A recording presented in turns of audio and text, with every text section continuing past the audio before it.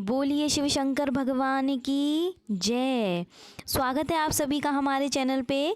दोस्तों आज हम इस वीडियो में आपको प्रदोष व्रत की शुभ मुहूर्त और प्रदोष व्रत की कथा और उसका महत्व बताएंगे। इससे पहले अगर आपने मेरे चैनल को सब्सक्राइब नहीं किया है तो आप जल्दी से मेरे चैनल को सब्सक्राइब कर लीजिए और मेरी वीडियोस आपको कैसी लग रही हैं मुझे कमेंट बॉक्स में कमेंट करके ज़रूर बताएं।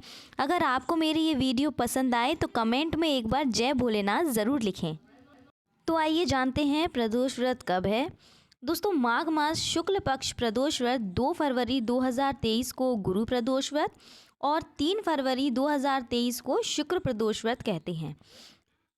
तो दोस्तों गुरु प्रदोष व्रत 2023 का जो शुभ मुहूर्त है उसकी शुरुआत 2 फरवरी 2023 को शाम को 4:26 से हो रही है और इसका समापन जो है वो 3 फरवरी को शाम 6:57 पर होगा। दोस्तों ये जो व्रत है वो आप गुरु प्रदोष व्रत और शुक्र प्रदोष व्रत किसी भी दिन रख सकते हैं, चाहे आप गुरुवार को रखिए या आप शुक्रवार को रखिए, क्योंकि ये गुरुवार से शुरू होकर शुक्रवार को समापन हो रहा है। आप अपनी सुविधा अनुसार इस व्रत को रख सकते हैं।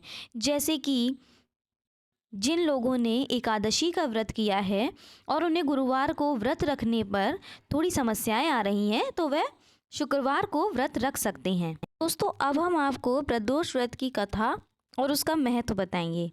तो आइए शुरू करते हैं। प्राचीन काल में एक गरीब पुजारी हुआ करता था। उस पुजारी के मृत्यु के बाद उसकी विधवा पत्नी अपने भरण पोषण के लिए पुत्र को साथ लेकर भीख मांगती हुई शाम तक घर वापस आती थी। एक दिन उसकी मुलाकात विदर्भ देश के राजकुमार से हुई, जो कि अपने पिता की मृत्यु के बाद दर दर भटक रहा था। उसकी यह हालत देखकर पुजारी की पत्नी से देखी नहीं गई।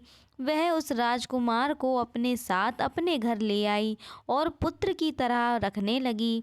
एक दिन पुजारी की पत्नी अपने साथ दोनों पुत्रों को शांडिल्य ऋषि के आश्रम ले गई। वहां उसने ऋषि से शिवजी के प्रदोष व्रत की कथा एवं विधि सुनी तथा घर जाकर वह भी प्रदोष व्रत करने लगी।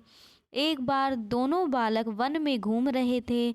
उनमें से पुजारी का बेटा तो घर लौट आया, परंतु राजकुमार वन में ही रह गया। उस राजकुमार ने गंधर्व कन्याओं को क्रीड़ा करते हुए देखा तो उनसे बात करने लगा। उस कन्या का नाम अंशुमति था। उस दिन वह राजकुमार घर देरी से लौटा। राजकुमार दूसरे दिन फिर से उसी जगह पहुंचा जहां अंशुमति अपने माता पिता से बात कर रही थी। तभी अंशुमति के माता पिता ने उस राजकुमार को पहचान लिया तथा उसने कहा कि आप तो विदर्भ नगर के राजकुमार हो ना, आपका नाम धर्मगुप्त है। अंशुमति के माता पिता को यह राजकुमार पसंद आया और उन्होंने कहा कि शिवजी की कृपा से हम अपनी पुत्री का विवाह आपसे करना चाहते हैं, क्या आप इस विवाह के लिए तैयार हैं? राजकुमार ने अपनी स्वीकृति दे दी तो उन दोनों का विवाह संपन्न हुआ। बाद में राजकुमार ने गंधर्व की विशाल सेना के साथ विदर्भ पर हमला किया और घमासान युद्ध कर विजय प्राप्त की तथा पत्नी के साथ राज्य करने लगा।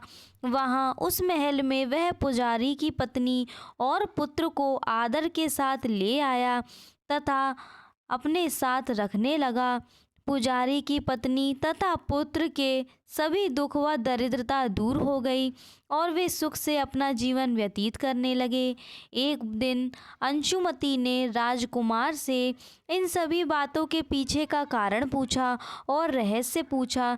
तब राजकुमार ने अंशुमति को अपने जीवन की पूरी बात बताई और साथ ही प्रदोष व्रत का महत्व और व्रत से प्राप्त फल से भी अवगत कराया। उसी दिन से प्रदोष व्रत की प्रतिष्ठा व महत्व बढ़ गया तथा मान्यतानुसार लोग यह व्रत करने लगे। कई जगहों पर अपनी श्रद्धा के अनुसार स्त्री पुरुष दोनों ही इस व्रत को करते हैं। इस व्रत को करने से मनुष्य के सभी कष्ट और पाप नष्ट होते हैं एवं मनुष्य को अभिष्ट की प्राप्ति होती है। इसी के साथ हमारी कथा का समापन होता है। आपको हमारी वीडियो अच्छी लगी हो तो हमें कमेंट करके ज़रूर बताएं और गुरु प्रदोष व्रत और शुक्र प्रदोष व्रत की कथा आपको अगली वीडियो में सुनाई जाएगी। उसके लिए आप मेरे चैनल को सब्सक्राइब कर लीजिए, जिससे आपको वीडियोज़ आसानी से मिलती रहें।